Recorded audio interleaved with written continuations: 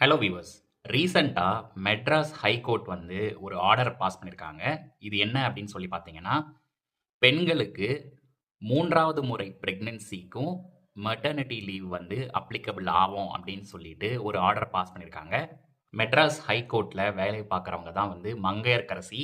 இவங்க 3 பிரெக்னன்சிய நெருங்குறம்போது மெட்டர்னிட்டி லீவுக்காக கேட்டிருக்காங்க.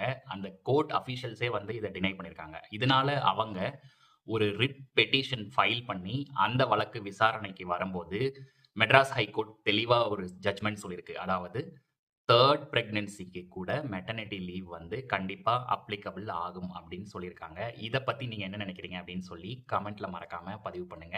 அதேபோல மெட்ராஸ் ஹைகோர்ட் என்ன சொல்லியிருக்காங்க அப்படின்னு சொல்லி பார்த்தீங்கன்னா, இது ஒரு வழக்குக்கான தீர்ப்பு கிடையாது.